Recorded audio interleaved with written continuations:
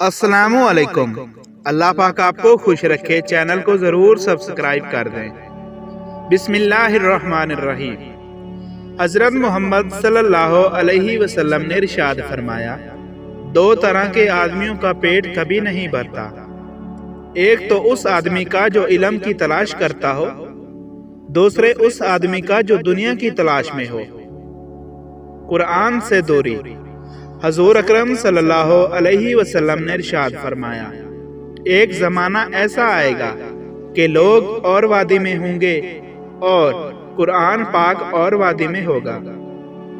علماء سو۔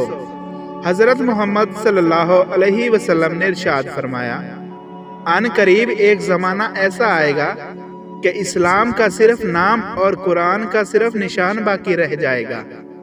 مسلمانوں کی مسجدیں آباد ہوں گی، مگر در حقیقت وہ ہدایت سے خالی ہوں گی۔ اس زمانے کے علماء روئے زمین کے آدمیوں میں سب سے زیادہ شریر ہوں گے۔ انہی کی طرف سے فتنہ فساد شروع ہوگا اور انہی پر ختم ہوگا۔ مال غصب کرنا۔ حضور اکرم صلی اللہ علیہ وسلم نے ارشاد فرمایا، کسی مسلمان کو جائز نہیں ہے کہ اپنے مسلمان بھائی کا مال مار لے، کیونکہ خدا نے ہر مسلمان پر دوسرے مسلمان کا مال غصب کرنا حرام کر دیا ہے۔ موت کی تمنا۔ حضرت محمد صلی اللہ علیہ وسلم نے ارشاد فرمایا، نیک آدمی ہو یا گناہگار، موت کی آرزو کسی کو نہیں کرنی چاہیے، کیونکہ اگر نیک آدمی ہے تو اس کی نیکیوں کو بڑھنے کا موقع ہے، اور اگر گناہگار ہے تو ممکن ہے کہ مرنے سے پہلے توبہ کر لے۔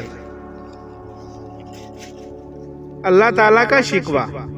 حضور پاک صلی اللہ علیہ وسلم نے ارشاد فرمایا، خدا فرماتا ہے کہ اے ابن آدم، یہ انصاف کی بات ہے کہ میں تو تجھے خوش کرنے کے لیے تجھ پر نت نئی نعمتیں نازل کرتا ہوں، اور تو مجھے ناراض کرنے کے لیے نت نئے گناہ کرتا رہتا ہے۔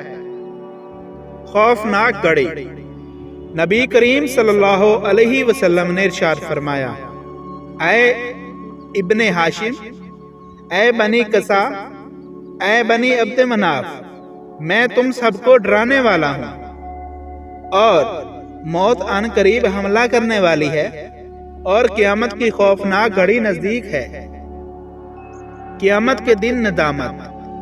نبی کریم صلی اللہ علیہ وسلم نے ارشاد فرمایا، قیامت کے دن سب سے زیادہ ندامت اس شخص کو ہوگی جو دنیا میں علم حاصل کر سکتا تھا مگر اس نے حاصل نہیں کیا۔ اللہ پاک عمل کرنے کی توفیق عطا فرمائے۔